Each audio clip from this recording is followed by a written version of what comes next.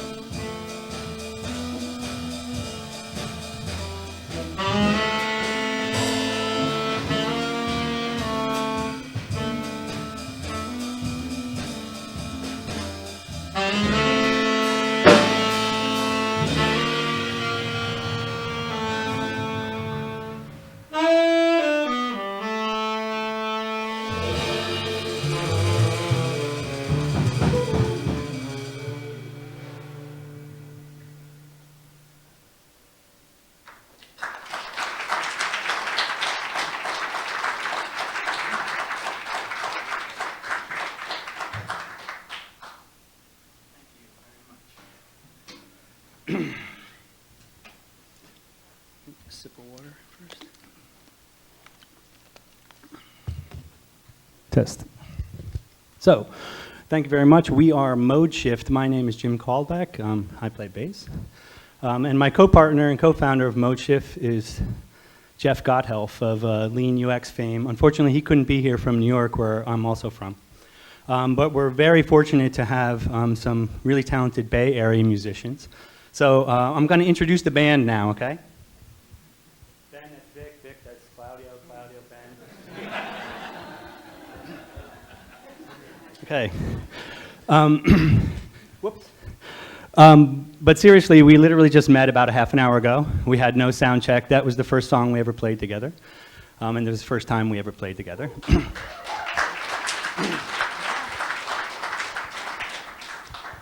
For real now, Ben Torres on tenor saxophone. Let's hear it for Ben. Vic Wong on guitar. And Claudio Rochat-Felix from... that song that we just played was, wait, I think I have a clicker here, was called All Blues from Miles Davis's album Kind of Blue. And he entered the studio in 1959 with his so-called first great quintet to record what became the best-selling, most influential jazz album of all times. And it is in many respects the perfect jazz recording. Every solo is a home run. The band played flawlessly, and Miles had a very innovative concept behind the album as well, too. But there were no rehearsals for that recording date. In fact, Miles gave the musicians the music after they entered the studio. And most amazingly, with the exception of one song, each first complete take was the only complete take, and that which got pressed on the album. So we ask ourselves, how is that possible? How can a group of people come together and so spontaneously create great music? Well, understanding the dynamics of jazz improvisation provides insight not only into their genius, but also serves as a model for better teamwork and better collaboration. And that's what we want to do here tonight. We want to use jazz improvisation as a model, as an extended metaphor for what we call radical collaboration, or an intense type of collaboration found in jazz improvisation. We believe there are lots of factors that contribute to that condition, but we've identified three large buckets, three large categories of behaviors and conditions and aspects that must be necessary for that type of collaboration to happen. And the first is empathy. And by that I mean empathy for each other, and empathy for each other's role in the music. We each bring something unique to the stage here, but it's only when we come together that the great music can happen. And we're implicitly and constantly aware of what everybody else is doing in the music. Jazz musicians talk about having big ears. And what big ears means is listening more to others than you're listening to yourself playing. So there's this notion of hyper-receptivity in jazz that starts with empathy for each other and each other's role. And from there, so many other factors come together, like trust and respect and even humility. Second, embracing uncertainty. Jazz musicians take risks. They go out on a limb every night, all the time. They experiment in real time all the time. And they're willing to embrace the unknown. As I just mentioned, we just met, and with very little information, each one of these musicians accepted my invitation to come up here on stage. I basically gave them some parameters on what we were going to do and said, we're just going to play some easy tunes, don't worry about it, we won't call anything you don't know. And they all said, we'll figure it out, sure, let's try it. And third, following patterns. Embracing uncertainty and exploring the unknown doesn't mean playing what you want. And contrary to popular belief, jazz musicians aren't just playing what they want. In fact, there are lots of structures and even constraints in jazz. There are patterns in melody and patterns in harmony. And jazz musicians learn these obsessively. And only after they get internalized are we able to then solo and improvise on the surface. I'm going to talk about each three of these throughout the evening, and I want to start with the last one first. So one of the patterns that governs a lot of jazz improvisation is the form of a piece of music, the structure of a song. And that song that we just played has a blues structure, it consists of 12 measures, 12 bars. We played 4 measures of a G chord, 2 measures of a C, 2 measures of a G, then a D, E flat, D, and G. And those 12 measures, first Benny played the solo, we did that twice for the solo, and then we keep that same form, and we keep those same harmonies throughout the solo. So we have this structure, we have this 12-bar set of harmonies that keep repeating over and over and over. So the solos are effectively creating a melody on top of that structure, but that structure is how we know where we are. That's how the rest of the band knows where we are at all times. And you think about it, it's kind of like a sprint. It's kind of like a small unit that is iterative. And we learn and we iterate over and over again. And if there's a mistake, we know how to get back on track. Another pattern, another very common pattern in jazz music in terms of structure is a 32-bar AABA form. It's probably the second most common jazz song structure. And here's what I mean by that. You play a melody across a fixed set of harmonies across 8 measures. Each measure is 4 beats. And that's the first A. And that gets repeated for the second A. We call that the first A section, the second A section. And then there's a contrasting melody with a contrasting set of harmonies, also over 8 measures. And then we repeat the A section again. So we have A, B, A, 32 bars. And if you break it down, that's actually 128 beats, or 32 bars, or 4 sections. Or we call it one chorus. So jazz musicians talk about a chorus. You know, how many solos are you going to take? How many choruses are you going to take? And very often we'll feel this as one unit because we don't want to count to 128 each time. So you play the melody over this. You can state the melody over the original set of harmonies in the original melody. And then we go into the solos, which effectively take that form and provide a foundation for us on which to solo. So the soloist plays the first chorus and effectively improvises a melody on top of that, and we repeat that. It's indefinite how many times we repeat that. We didn't know how many choruses Benny was going to take just there. What was that, 4, 3 or 4 or something? I don't even know. I'm not sure. It was 4. That was a blues structure, not this structure. But then there's some signal. There's some signal down here on the 30th measure or the 31st measure of the last one. There's a signal to go back to the melody, and we call that melody, well, first of all, it's often referred to as the head, the top of the form, and then you play the melody. So this theme and variation structure, this pattern, this basic pattern is universal.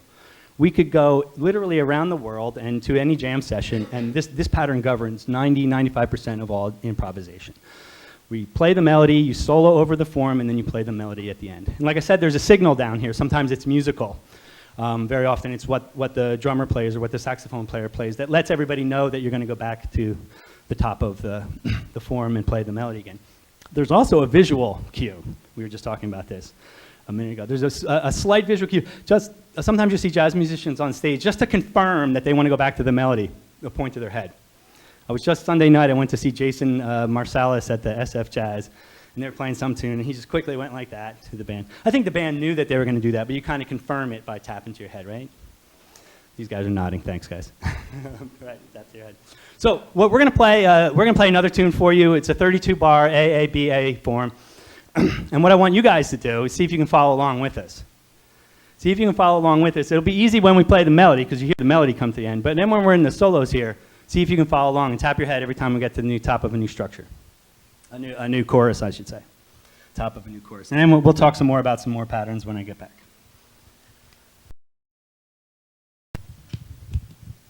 Some water. Yeah, can we do the third roll? I'll just do 1, 2, 3, 4, 1. Okay.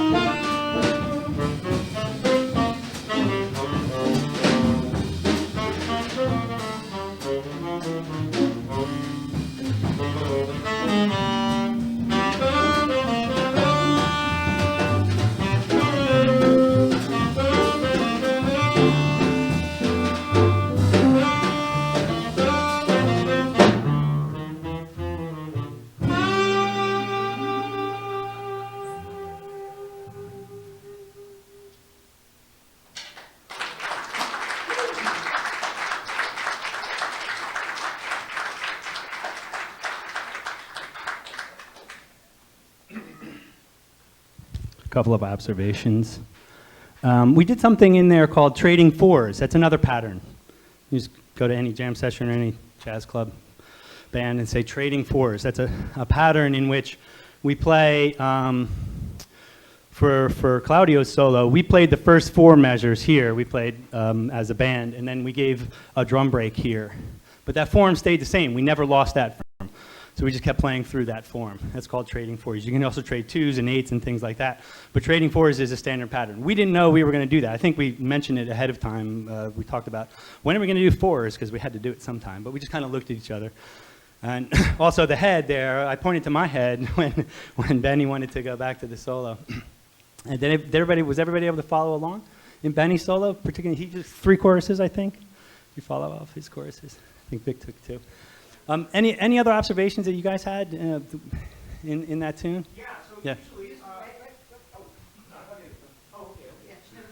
Sure. I just want to say that thank you for putting up with all of my noise, by the way, first of all.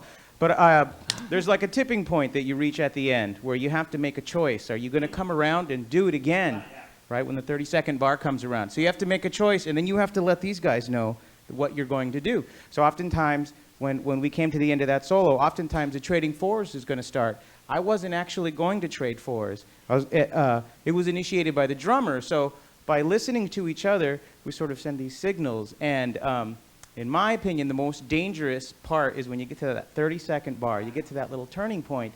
And usually the trick is to just listen to each other. If you listen, that's where you kind of get where it comes from, yeah. Big ears, yeah. So there were a couple times there where there was a couple of negotiations. We didn't know how to end that song too. There's a turnaround. I don't know if you had that, Vic, that turnaround. So one of the other patterns that governs a lot of jazz music, particularly harmonically, is what's called a 2-5-1 progression. 2-5-1 progression. And basically what that means is that tune was in B flat, right? So can you play a B flat scale, Vic? Just a simple. So if you build a chord on the second note of that scale, you get a C minor chord. That's called the 2. And then if you build a chord on the 5th note of that scale, it's a 5. That's an F, and he's playing all kinds of notes on top of that. And then that naturally wants to go back down to 1, right? So just play 2-5-1 again, like to hear that. So in jazz music, there's a lot of 2-5-1s, and you guys probably, Ben, you probably practiced with Jamie Abersol. You probably practiced scales over and over again. 2-5-1. What are you going to play on top of a 2-5-1? What's that? What do you play? You got something there? Okay, the 2-5-1, right? So if you look at a lot of jazz music, a lot of it is composed of different 2-5-1s. For instance, that song that we just played in the bridge, there was 2-5-1, but in G minor, the relative minor of B flat major. Right? Yeah, it did that a lot. So there are these patterns that are easily recognizable, and once you internalize the scales from Jamie Abersol or David Baker stuff, you play that over and over again. Those are two famous jazz educators. Once you play that over and over again, then you're in the middle of a solo, and it allows you to, it gives you a platform from which you can improvise, so learning those patterns.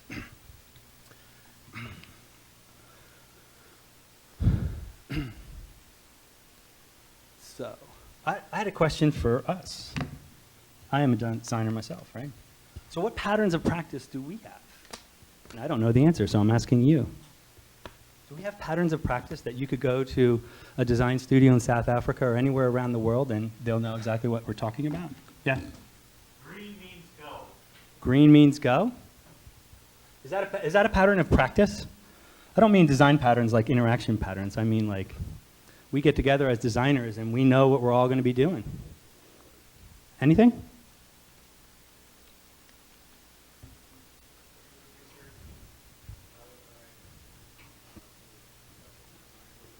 Okay. So there are some, oh, you said user research followed by, that's wired. Well, why don't you, if you could stand at the thing, then I can. Yeah, I need to walk around. Little negotiation. Okay. So user research, I mean, maybe a usability test, right? We all kind of know the rhythm of a usability test, right? Anything else? Christian? Well, a critique maybe is a learned. Do we do those? Do we do those well? I don't know. Not really. We stink at design critiques as a community. Aspirational. It's aspirational, right? But what I'm saying is these patterns that we all learn, harmonic, rhythmic, improvisational form, those are all universal, and they're learned to death to be a good jazz improviser. Uday. Hey, Jeff. Perhaps sketching and using the ubiquitous sticky notes, certain tools and methods. Where would design thinking be without Post-its?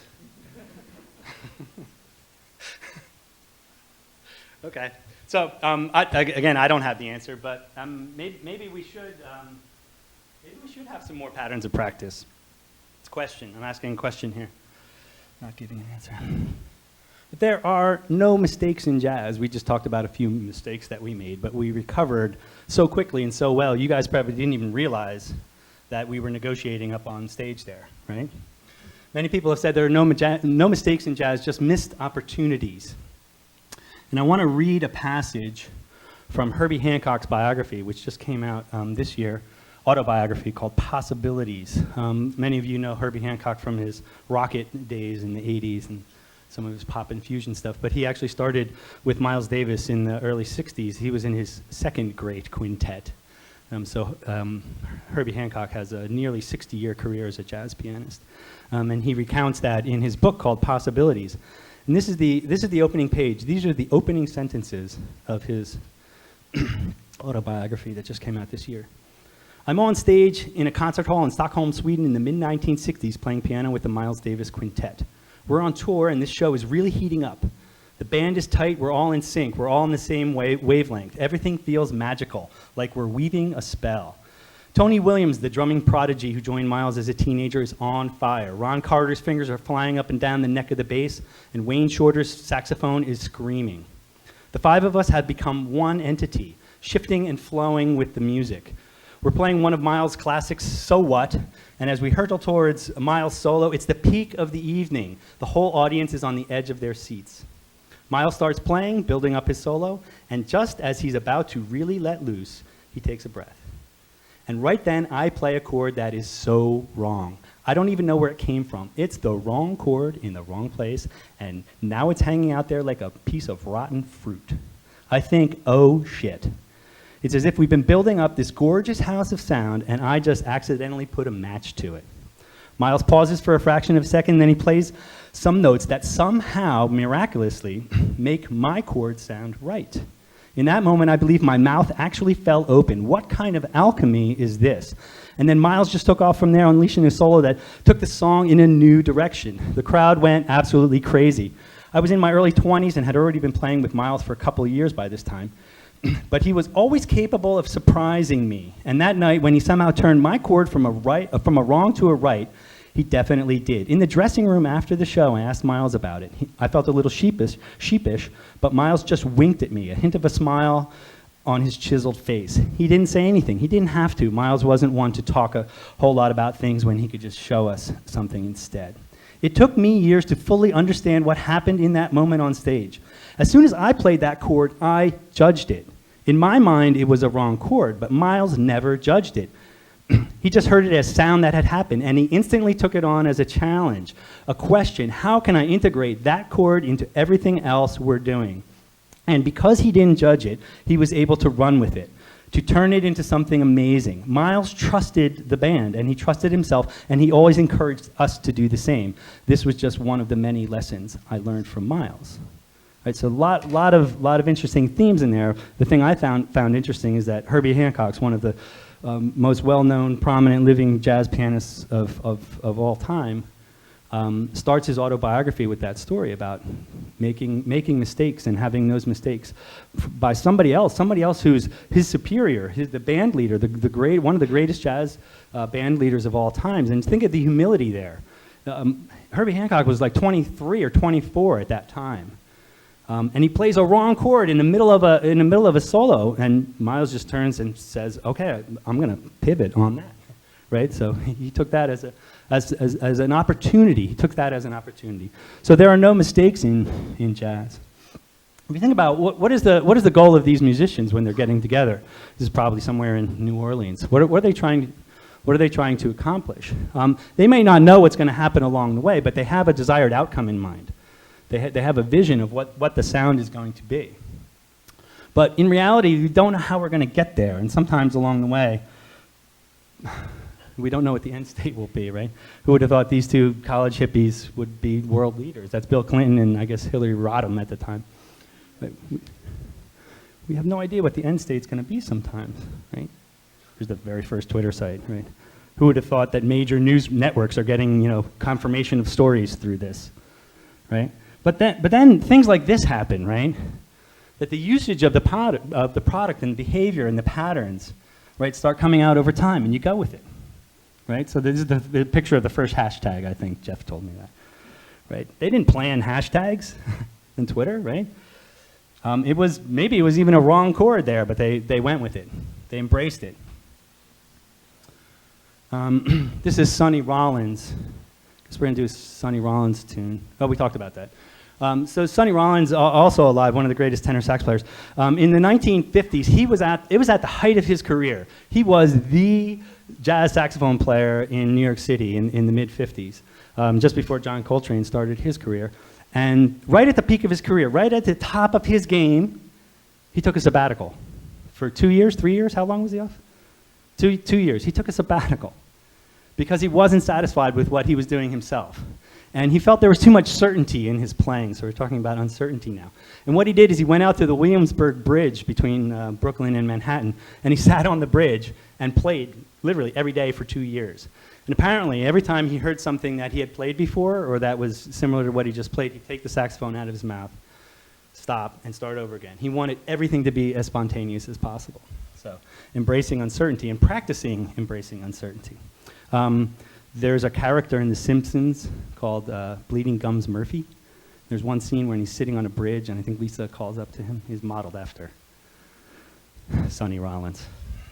So we're going to play a Sonny Rollins tune now, I guess.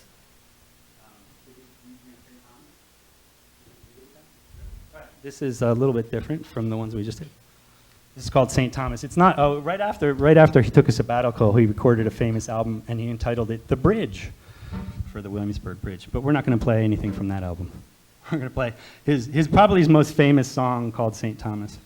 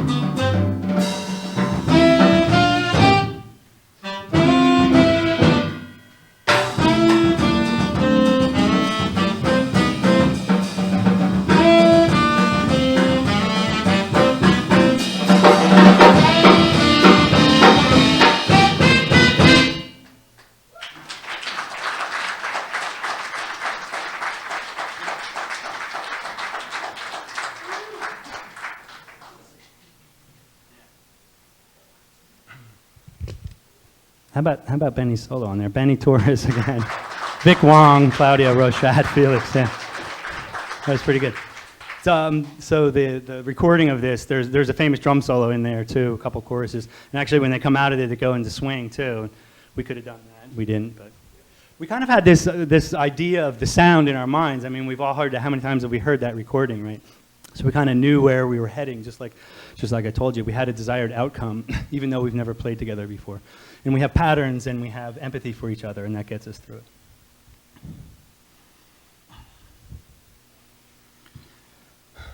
So empathy, the capacity to recognize and share feelings that are being experienced by someone else. This is a picture. We kind of go out of our way sometimes to get empathy, right? There's different ways we get empathy. Have you ever seen an empathy suit where you put weights on yourself and you kind of put blinders on yourself to see what it's like to be elderly and trying to move around the city and things like that? Or the pregnancy empathy suits. You ever see where the man wears a pregnancy thing? This is from Hamburg, Germany, where I used to live. There was an exhibit there called Dialogue in the Dark. And I believe that was around the world, too. I know there was one in London, I think in South Africa. I don't know if it ever made it over here to the United States. But it was a museum, an exhibit. And basically, this was a warehouse. And when you entered the warehouse, they had different rooms set up, one like a market, one like a living room. There was a park in there. But it was completely absent of light. And if you've never experienced that, it's very, very interesting. You can't see your hand in front of your face, and it's to gain empathy for what it's like to be blind. Very interesting. And of course, as designers, right, we do this all the time, right? Trying to get empathy for our users, right? Empathy, empathy, empathy. Personas, customer journey maps, we go out and do contextual inquiry and things like that, right? Trying to put ourselves in their shoes. What's a day in the life there? But what do we do to get empathy for our teammates and for the engineers and the product managers that we work with, right? What do we do there? Do we have personas of them and things like that? I don't know. This is an interesting chart. I promised Christian I'd cite an academic article. I felt BayCHI, I had to do an academic article here. This is from William Hudson. You guys know William Hudson, my friend in London? Yes, thank you. American, has lived in London for about 30 years now. He's very active in the CHI community. Organizes part of the conference for the CHI conference. And this was a study he did a while back. I'm not sure when it actually published, but he was actually looking at two quotients there, and these were scales that he didn't develop. These scales, these are scales from psychology that he applied to his study, and I think he polled like 440 people, so it's a pretty good sample size. And he looked at people along two dimensions. One was whether they're people-oriented or whether they're technology-oriented. Right? So you can think about these are designers, those are programmers over there. And it's not black or white, it's kind of on a scale. So he gave one measure to find out where you fell on that scale. And then he gave out two other measures. One is called the empathy quotient, and the other is called the systems quotient or system thinking quotient. And again, these are scales that are out there, and he didn't invent the scales, he just applied it to this sample size. And basically he was looking at designers and technologists, and who has the better capacity for empathy. And you can see right here that technologists are more system-oriented than empathy-oriented, right? Which I'm not sure where the causality is. I don't know if it's because they're engineers that they become more systems-oriented or the other way around. They go into engineering because they're more systems-oriented. And the same thing on the design side, too. But designers may not be, and this, of course, is a huge generalization that, I shouldn't be doing this, right? Cardinal sin of looking at one study, but maybe our technology partners, maybe they need help feeling empathy for customers and for others as well too. And I think so. We have a lot of things in our tool, and this is what William concludes too. At the end, many UCD activities are ideal for this purpose, for the purpose of getting empathy for customers and for what you're doing into the team. Ethnographic research, usability studies, card sorting, and so on. However, technologists must be actively involved. And this, if you read Jeff's book, Lean UX, and you look at agile practices, it's about getting everybody on the team actively involved in these types of activities as well. Sketching, going out and seeing customers, all of those things, right? So basically what I'm saying is, I think designers can be facilitators. I think we should look at it as our role as facilitator, as catalysts, not just for getting empathy for customers, but also for driving better teamwork and better collaboration. I think we have the skills to do that, right? And I see designers and design roles as facilitators within our organization, creating better teamwork. Okay, my slide. So Peter Drucker, the father of modern management, likened a business leader to an orchestra conductor, right? And if you think about an orchestra, everybody's lined up. They know exactly what they're going to play ahead of time. It's all composed, and they know where every beat's going to go, right? But this is an outdated model, right? I think in this age, we need to be thinking about new models of work and new models of collaboration, and that's what I think jazz improvisation and what we just demonstrated up here can provide for us. Some companies are doing this already. You've probably heard some of these stories already. Spotify, right? Has anybody seen this white paper, and there's a corresponding video? And this is how Spotify is organized. This is their development teams and product design and development teams. And they're organized into squads that are organized into tribes, and there's chapters and guilds of people, right? And this does not look like an org chart for a company, right? And they don't behave like a typical company either. In fact, in a video on their website, they liken this style of working to a jazz combo. Another famous story, Valve. You guys read the employee manual for Valve? Has anybody read that? Employee manual for Valve, yeah, that's another famous one. Right? They say, we don't have any management, and nobody reports to anybody else. Right? We do have a founder and a president, but he isn't your manager. This company is yours to steer towards opportunity and away from risks. Right? I was talking with Christian before we started, and basically as soon as we count that song off, we're all responsible for it. Right? We're all responsible for that song. You got the beat, you got the form, we know the chords. Where that goes, we didn't know that we were going to do that drum break. We all just kind of negotiated that on the spot. We all steer the music away from towards opportunities and away from risks. Other companies include Zappos.com that recently moved from a hierarchy to a holacracy, or Gore and Associates. They've only had 2 job titles for their 50 years of existence. Right, a sponsor and an associate. And they're still successful. Gore and Associates has 8,000 people with almost no hierarchy as well. So this is possible to scale up as well too. This was an interesting article in the Harvard Business Review or the Harvard Business Blog, talking about employees of the future. And he starts off by talking about manual labor, and he talks about hired hands, right? You used to hire people for their hands. They used to do things, and then machines came along, and they could do that more efficient. Then we hired people for their brains, right? The knowledge economy, right? We hired people for what they can think up. But he's saying what we're moving into now, and he talks about signs of this, so it's not just conjecture. He says we're moving in towards the human economy, where we're hiring people for their hearts, for what they can do. And they'll bring traits. Employees will bring traits that can't be programmed into software, like creativity, passion, character, and like collaborative spirit, right? Their humanity, in other words. Their ability to leverage these strengths will be the source of one organization's superiority. So, you know, this was all nice, and I hope you enjoyed the music and some of the ideas that we're giving here. But what I'm saying is that this is not a nice to have, right? I think this is where we're going. This is where we need to be as organizations. On the management side, Rita Gunther McGrath talks about 3 ages of management. The age of execution, the age of expertise, and now she talks about the age of empathy. And that maps to that previous article that I just talked about pretty well.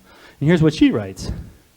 If what is demanded of managers today is empathy more than execution and more than expertise, then we must ask, what new roles and organizational structures make sense? All of the questions of management are back on the table. And we can't find the answers soon enough, right?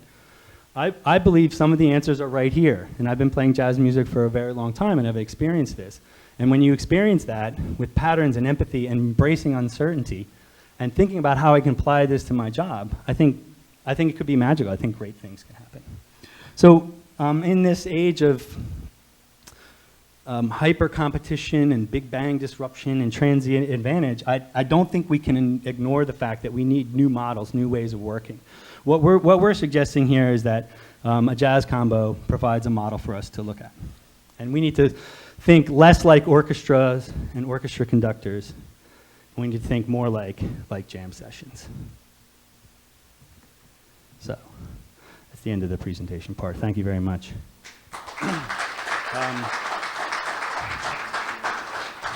I guess we can talk a little bit and take some questions, but we do want to play another song. We'll think about what we're going to play. Let's take some questions first, though. If you have any questions for the band too, let us know. Like what Vic just played in his last solo, whatever. Okay. Oh, you're going to run. I thought you had questions. Does anybody have any questions? Great talk, thank you. And I'm on a team of 3 with 1 manager at a gaming company. And I'm thinking here of how I could come back to my team and take some of these knowledge bits of gold. And I'm wondering, how would you suggest approaching some of these improvisational ideas to a structure that is, traditionally hierarchical? Yeah. As in, I do have a boss, but I'd like to go back and say, hey, let's pivot and let's improvise together. Yeah, I think a lot of it's the stone soup kind of approach, right? You guys know the parable of stone soup, where the stranger comes into town and throws some stones in a pot, and then one by one gets the townspeople to come over and throw more vegetables and things in there. He started out with 2 stones and water, and he ends up with soup, just by causing some attention around it, right? So that's why I'm saying I think we need to be catalysts. But when I asked before about like patterns of practice, I think if you look at Lean and Lean UX and Agile, there are a lot of patterns of practice in there that I think we can also adopt from a design perspective, particularly around things like cadences. You have grooming sessions, you have daily stand-ups. Why don't we have design studios, and there are things like user Fridays. You guys ever anybody do like a user Friday?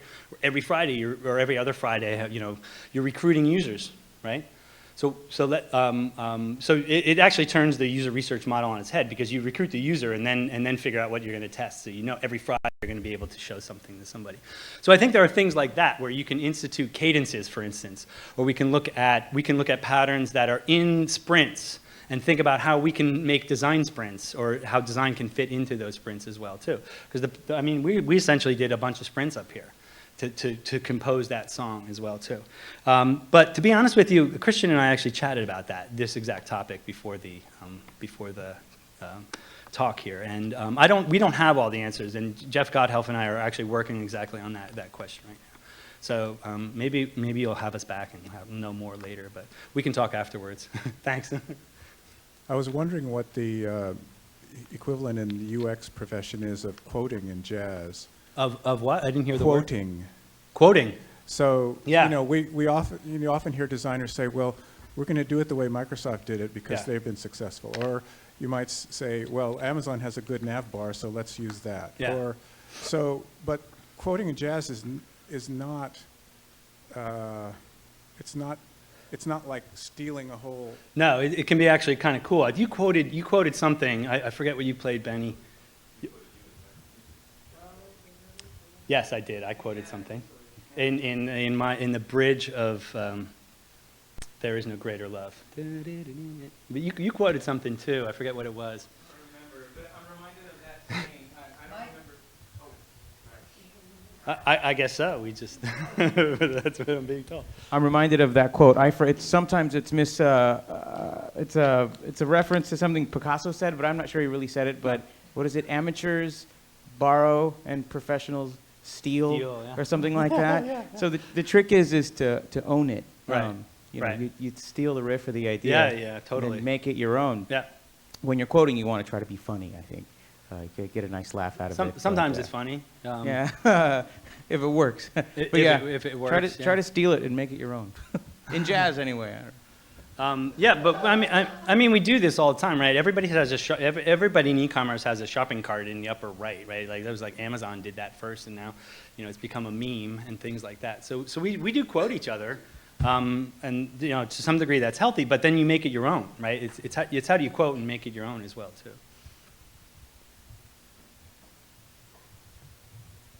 Thank you, Jim. I'm reminded of something that stuck with me for a long time after the comment about hierarchy, and that is a phrase that Kurt Kaufman coined, which is culture eats strategy for lunch. Right. In addition to the hierarchical question that you have to address, I often wonder if we're part of that problem as well. We continue, many of us, to use the portfolio as the example of our work. We fall into that trap and we put it out there. when should we, just I'm questioning this, should we be saying what is the story of what we did with each other, not just Right. what is the example of our work? Yeah, and how do you hire for that, though? I just had that talk with a manager of ours, too. It's like, I want people who are great team players and things like that. And then you get this portfolio with degrees, and the kids these days can all program and stuff like that. You know, it took me a long time to do that stuff. And then you have all these qualifications in a portfolio. But can they play on a team, right? Right. It's, how do you, I don't know how you show that. I don't. But I often think it goes beyond that. Yeah. It strikes me that product managers feel like they are solely responsible for the outcome of the product. Yeah. And shouldn't I it be agree. the entire team? I mean, that's similar to the question back here. I think it should be. Like I said, we count off. We're all in it. We're all in it together. Herbie Hancock in his book talked about another quote that his band had, a later band of his, and it was basically everything is everything.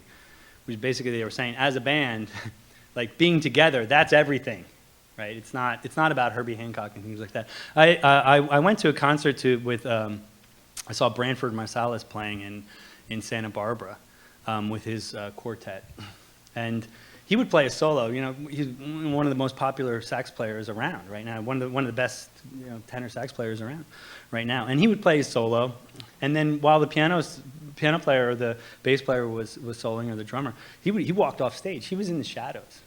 So here he's the leader, and he's basically saying, I trust and respect my band so much, I don't even want to draw attention away from this. So a lot of it's around leadership, and that's why the last two quotes I had, you know, around employees, you know, the hired hearts.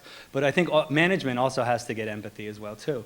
I don't have the answers how to get there, but I believe designers can be those catalysts, right? Because we have empathy already. You know, kind of in our DNA, or so does William Hudson believe. And I think we can apply that to our teams and to our companies as well, too. I'm not sure how. Maybe we can work on it together, though. No? Thanks, Nancy. Empathy for your teammates, I think, would start, you know, with trying to understand what their challenges are. Yep. And I think we all do that to a greater or lesser extent. But Yep. when you ask your developers to do, you know, to do this X thing, you Yeah. have to realize that that's more code to be maintained, and Right. that's blah, blah, blah, blah, all those things. So, you know, that's certainly something that Yeah. each of us can do. Right. So Jeff and I, we've done this this format as a workshop, and one of the exercises, it was like a 3 or 4 hour workshop, and one of the things we did was an empathy map. You guys know the empathy map? You ever do that, where you put a persona in the middle and then you draw what are they doing, thinking, feeling, saying? But we were in a company, we were consulting a company, and we asked them to do it for the other teams. So we said, do an empathy map for the other roles in your company. And it was really interesting to see that. They were all right there, and we said, okay, designers over there, the strategists are over there, the project managers are over there, and you're going to do the other teams, you're going to do an empathy map for the other team. And then they presented back to the other team as well, too. And it was really interesting, and they started talking about handoffs and how the handoffs could be better. And you know, it was a 3 hour workshop, so you know, it wasn't going to change that company. But I think there was a little aha there that, oh, we need to really have empathy for engineers. I mean, they do have code to maintain, and they're up against deadlines and things like that. We need to be thinking about those kinds of things. Yeah, Christian. I was going to say, and you mentioned the kids today writing code, and designer, and the sort of cyclical should designers code debate that you often hear about, where I think there's a question of if you're a designer in a technology field, there's an argument to be made that you should understand the material to some degree, whether or not you're going to be on the line shipping production and quality code as part of your way of earning your living. And part of it, I think, comes back to empathy again, which is that any sort of production process where there's people downstream from you, it's very easy to like use up their time pissing around and then throw it at them, and then when they don't nail it and understand all the you said to them, say that they're idiots who don't understand UX. It's not up to spec. Yeah, exactly. and so just anecdotally, one of the designers at my startup was working on a landing page for a promotional sign up for our new version kind of thing. And he got the assignment to actually, you know, develop the code for the page. And so he started learning about browser quirks and mobile browsers, and he fixed it in this one, and now it doesn't work in this other one. And he came back to me after 2 days of hanging out with the engineers to get their help and working on tweaking this page. And he said, he literally said, I have so much more respect for what they do. Mm. I used to think, like, why didn't they fix this bug? Right. I opened this bug 6 weeks ago. They still haven't fixed it.